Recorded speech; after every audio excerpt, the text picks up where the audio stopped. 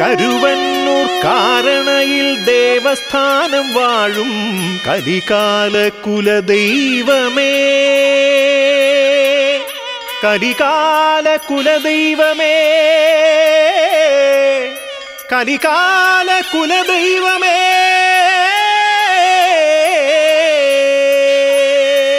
ನಮಸ್ಕಾರ ವೀಕ್ಷಕರೇ, ನಿಮಗೆಲ್ಲರಿಗೂ ಪಬ್ಲಿಕ್ ಕಲರವ ವಾಹಿನಿಗೆ ಸ್ವಾಗತ ಸುಸ್ವಾಗತ.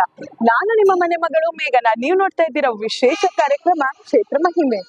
ಓಂಕಾರಂ ಶ್ರೀರಾಗಂ ಕಾರಣೈಲ್ ಶ್ರೀಮಾಯೇ ಕೈಲಾಸಂ ನಿವಾಸಂ ಕಾರಣೈಲ್ ವಿಷ್ಣುಮಾಯೇ. ನಮಸ್ಕಾರ ವೀಕ್ಷಕರೇ, ನಿಮ್ಮೆಲ್ಲರಿಗೂ ಪಬ್ಲಿಕ್ ಕಲರವ ವಾಹಿನಿಗೆ ಸ್ವಾಗತ ಸುಸ್ವಾಗತ. ಈ ಹಿಂದೆಯೇ ನಿಮ್ಮೆಲ್ಲರಿಗೂ ಕೇರಳದ ಕರುವನೂರು ಕರಿನಾಯಿಲ್ ಕುಟ್ಟಿಚಾತಾನ್ ವಿಷ್ಣುಮಾಯ ದೇವಸ್ಥಾನದ ಬಗ್ಗೆ ಹಲವಾರು ಸಂಗತಿಗಳನ್ನು ತಿಳಿಸಿದ್ದೇವೆ. ಕುಟ್ಟಿಚಾತಾನ್ ಅಂದರೆ ಯಾರು, ಅವತರಿಸಿದ್ದು ಹೇಗೆ, ಹಾಗೂ ಗುರುಮುತ್ತಪ್ಪನ್ ಅವರು ಯಾವ ರೀತಿ ತಾಂತ್ರಿಕ ವಿದ್ಯೆಗಳಿಂದ ಕುಟ್ಟಿಚಾತಾನ್ನಿಂದ ಕೆಲಸಗಳನ್ನು ಮಾಡಿಸ್ತಾರೆ ಎಂಬುದರ ಎಲ್ಲದರ ಬಗ್ಗೆ ಈ ಹಿಂದಿನ ಸಂಚಿಕೆಯಲ್ಲಿ ತಿಳಿಸಿದ್ದೇವೆ.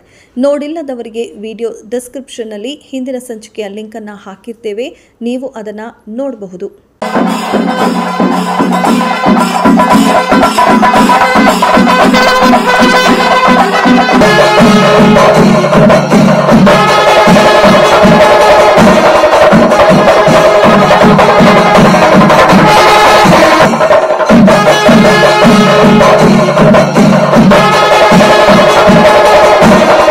ವೀಕ್ಷಕರೇ, ವಿಷ್ಣು ಮಹಾಸ್ವಾಮಿ ಕುಟ್ಟಿಚಾತಾನ್ ಹಾಗೂ ಗುರುಮುತ್ತಪ್ಪನ್ ಅವರನ್ನ ಪ್ರತಿದಿನ ಪೂಜಿಸಲಾಗುತ್ತೆ ಹಾಗೂ ದರ್ಶನಕ್ಕೆ ಹೋದಾಗ ನೀವು ನೋಡಬಹುದು. ಭದ್ರಕಾಳಿ ದೇವಿಯನ್ನ ವರ್ಷಕ್ಕೆ ಒಮ್ಮೆ ಮಾತ್ರ ಹೊರಗೆ ತೆಗೆದು ಅತಿ ವಿಜೃಂಭಣೆಯಿಂದ 3 ದಿನಗಳ ಕಾಲ ಜಾತ್ರಾ ಮಹೋತ್ಸವವನ್ನು ಆಚರಿಸ್ತಾರೆ. ಇದನ್ನು ನೋಡಲು 2 ಕಣ್ಣು ಸಾಲದು ಅಂತಾನೆ ಹೇಳಬಹುದು.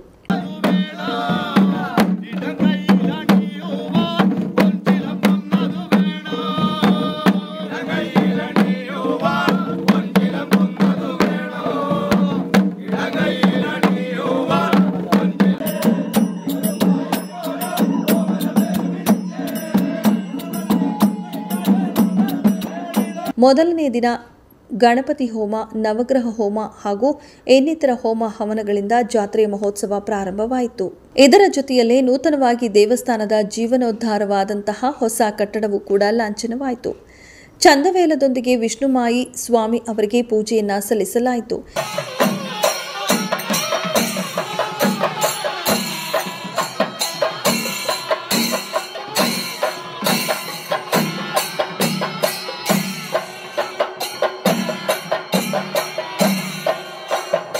ಇನ್ನು 2ನೇ ದಿನ ಎತ್ತ ನೋಡಿದರೂ ಹೂವಿನ ಅಲಂಕಾರದೊಂದಿಗೆ ಬಣ್ಣ ಬಣ್ಣದ ರಂಗೋಲಿಯ ಚಿತ್ತಾರವನ್ನು ನಾವು ಕಾಣಬಹುದು. ಇನ್ನು ವಿಭಿನ್ನ ರೀತಿಯಲ್ಲಿ ಭದ್ರಕಾಳಿ ಅಮ್ಮನವರು ಮತ್ತು ವಿಷ್ಣು ಮಹಾಸ್ವಾಮಿಯ ಅಲಂಕಾರವನ್ನು ವೀಕ್ಷಿಸಲು ಬಹಳ ಸೊಗಸಾಗಿತ್ತು. ಗುರುಮುತ್ತಪ್ಪನ್ ಅವರು ಯಾವ ರೀತಿ ಶಾಸ್ತ್ರ ಸಂಪ್ರದಾಯಗಳನ್ನು 400 ವರ್ಷಗಳ ಹಿಂದೆ ನಡೆಸುತ್ತಿದ್ದರೋ ಅದೇ ರೀತಿಯ ಸಂಪ್ರದಾಯವನ್ನು ಈಗಿನ ಧರ್ಮಾಧಿಕಾರಿಗಳಾಗಿರುವಂತಹ ಶ್ರೀ ವಿನೋದ್ ಗುರುಜಿ ಅವರು ಕೂಡ ನಡೆಸಿಕೊಂಡು ಬರ್ತಿದ್ದಾರೆ. ಪ್ರತಿಯೊಂದು ಪೂಜೆಯು, ಪ್ರತಿಯೊಂದು ಹೋಮವು ಶಾಸ್ತ್ರಬದ್ಧವಾಗಿ ನೆರವೇರಿತು. 2ನೇ ದಿನ ಚಂದವೇಲ ನೃತ್ಯದೊಂದಿಗೆ ಭದ್ರಕಾಳಿ ಅಮ್ಮನವರನ್ನ ಬರೆಮಾಡಿಕೊಂಡರು. ಅಮ್ಮನವರಿಗೆ ಪೂಜೆಯನ್ನ ಸಲ್ಲಿಸಲು ಅಮ್ಮನವರಿಗಾಗಿಯೇ ತಯಾರಾದಂತಹ ಪೀಠದಲ್ಲಿ ಅಮ್ಮನವರನ್ನ ಅಲಂಕರಿಸಿ ಪೂಜೆಯನ್ನ ಪ್ರಾರಂಭಿಸಿದರು. ಈ ಸಮಯದಲ್ಲಿ ಅವರದೇ ಆದಂತಹ ಪಾರಂಪರ್ಯ ಹಾಡನ್ನ ಹಾಡುತ್ತಾ ದೇವರಿಗೆ ಸಂತೃಪ್ತಿಯಾಗುವಂತೆ ವಾಲಗವನ್ನ ನುಡಿಸುತ್ತಾ ಕುಣಿಯುತ್ತಿದ್ದರು.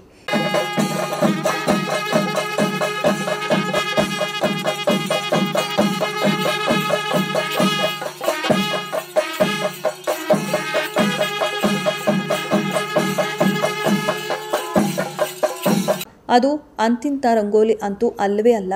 ಅಮ್ಮನವರ ಆಗಮನಕ್ಕಾಗಿ ವಿಶೇಷ ರಂಗೋಲಿಯನ್ನ ಬರೆದಿದ್ರು. ಆ ರಂಗೋಲಿಯನ್ನ ನೋಡಿದ್ರೆ ಸಾಕ್ಷಾತ್ ಅಮ್ಮನವರೇ ಪ್ರತ್ಯಕ್ಷವಾಗಿ ಭಕ್ತಾದಿಗಳಿಗೆ ಆಶೀರ್ವದಿಸಲು ಬಂದಿದ್ದಾರೆ ಅಂತ ಅನ್ನಿಸುವಂತಹ ಕಾಣಿಸುತ್ತಿತ್ತು. ನಂತರ ಅಮ್ಮನವರ ಆಗಮನವಾಯಿತು. ಇದು ಯಾವ ರೀತಿ ಆಗಮನವಾಯಿತು ಅಂತ ಊಹಿಸಲು ಕೂಡ ಅಸಾಧ್ಯ. ಆಗಮನವಾಗಿದ್ದುದನ್ನು ಕಂಡರೆ ಮೈ ನವಿರೇಳಿಸುವಂತೆ ಇತ್ತು ಅಂತ ಹೇಳಿದ್ರೂ ತಪ್ಪಾಗಲಾರದು. ಅಮ್ಮನವರ ಆಗಮನಕ್ಕಾಗಿ ಕುಣಿಯುತ್ತಾ ಹಾಕಿದಂತಹ ರಂಗೋಲಿಯನ್ನು ಅಳಿಸುತ್ತಾ ಎಲ್ಲರಿಗೂ ಆಶೀರ್ವಾದವನ್ನ ನೀಡಿತ್ತು. ಇದು ನಿಮಗೆ ವಿಚಿತ್ರ ಅನ್ನಿಸಬಹುದು, ಆದರೆ ಇದು ಕೇರಳ ಕ್ಷೇತ್ರದ ಪರಂಪರೆಯಾಗಿದೆ.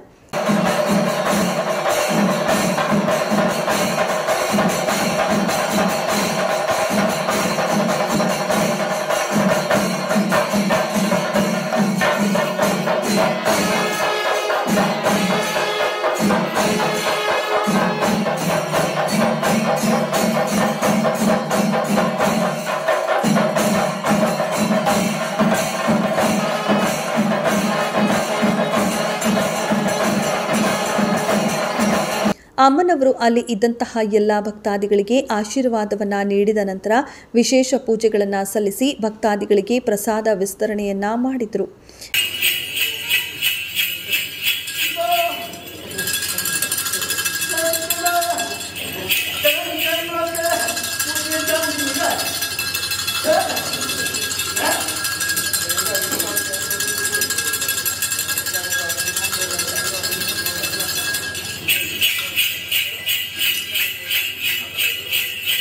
ಇದಾದ ನಂತರ ಗುರು ಮುತ್ತಪ್ಪನ್ ಅವರನ್ನು ಆಗಮಿಸಿಕೊಳ್ಳಲು ಎಲ್ಲ ರೀತಿಯ ತಯಾರಿಗಳನ್ನು ಮಾಡಲು ಶುರು ಮಾಡಿದರು.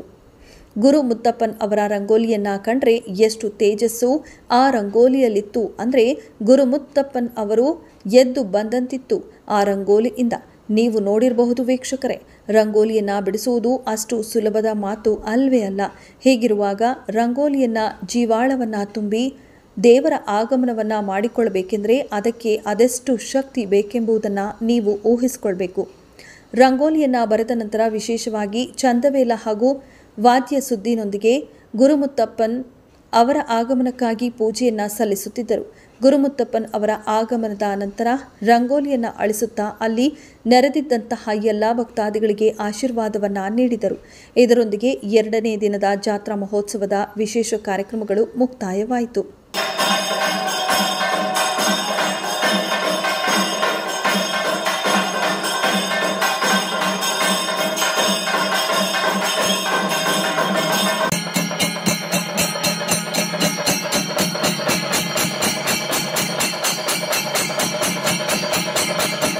ನಂತರ 3ನೇ ದಿನ ವಿಶೇಷ ಪೂಜೆ, ನೃತ್ಯ, ಸಂಗೀತ ಕಾರ್ಯಕ್ರಮ ಎಲ್ಲದರ ಜೊತೆಗೆ ಕುಟ್ಟಿ ಚಾತಾಂಗೆ ಪೂಜೆಯನ್ನ ಸಲ್ಲಿಸುತ್ತಾ ವಿಷ್ಣುಮಯ ಸ್ವಾಮಿಗೆ 400 ವರ್ಷದ ಹಳೆಯ ಸಂಪ್ರದಾಯದ ಪೂಜೆಗಳನ್ನು ನಡೆಸುತ್ತಾ ಸ್ವಾಮಿಯ ಆಗಮನಕ್ಕಾಗಿ ಕಾಯುತ್ತಿದ್ದರು.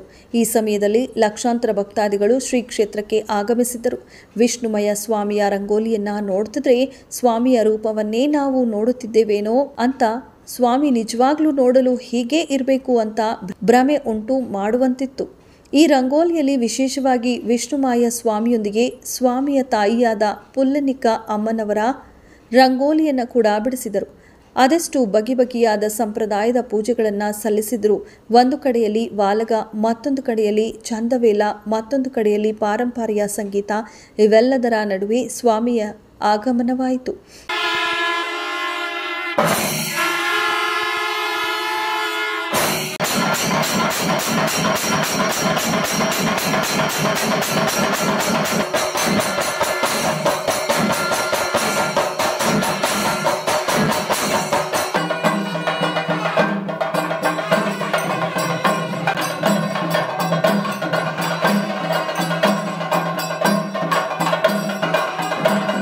ಎಲ್ಲರೂ ಹುಬ್ಬೇರುವಂತಿತ್ತು ಈ ಸಂದರ್ಭ.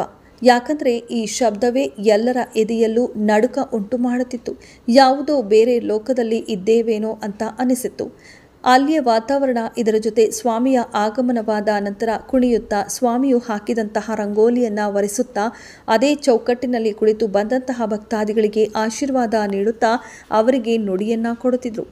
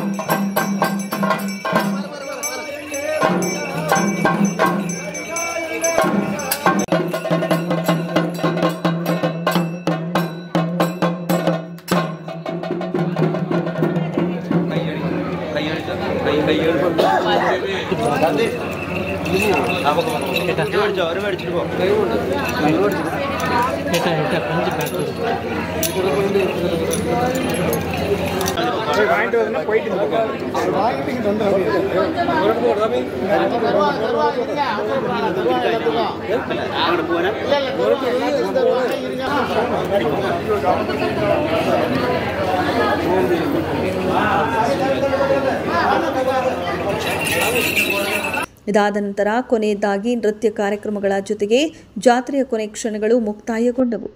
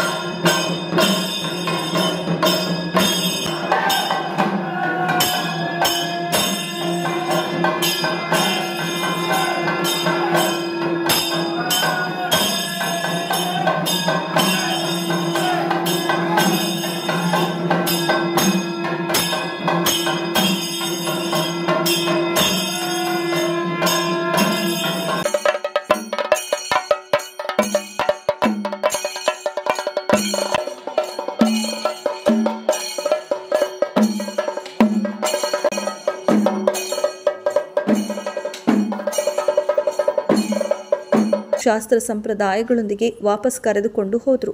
ಇದಾದ ನಂತರ ಕುಟ್ಟಿ ಚಾತನ್, ವಿಷ್ಣು ಮಾಯಸ್ವಾಮಿ ಹಾಗೂ ಗುರುಮುತ್ತಪ್ಪನ್ ಅವರನ್ನು ಕೂಡ ಅವರ ಸ್ಥಳಕ್ಕೆ ಹಿಂತಿರುಗಿಸಿ ಪಟಾಕಿಗಳ ಸದ್ದಿನೊಂದಿಗೆ ಆಕಾಶದಲ್ಲಿ ಚಿತ್ತಾರವನ್ನು ಕಾಣುವಂತೆ ಮಾಡಿದ ಕ್ಷಣಗಳನ್ನು ಭಕ್ತಾದಿಗಳು ಕಣ್ತುಂಬಿಕೊಂಡರು. ನೋಡಿದ್ರಲ್ಲ ವೀಕ್ಷಕರೇ, ಇದಾಗಿತ್ತು ಈ ಕ್ಷೇತ್ರದ ಜಾತ್ರಾ ಮಹೋತ್ಸವ ಕಾರ್ಯಕ್ರಮಗಳು. ಈ ಸಂಚಿಕೆ ನಿಮಗೆ ಇಷ್ಟವಾಗಿದೆ ಅಂತ ಭಾವಿಸ್ತೇನೆ. ನಮಸ್ಕಾರಗಳು. ಓಂಕಾರಂ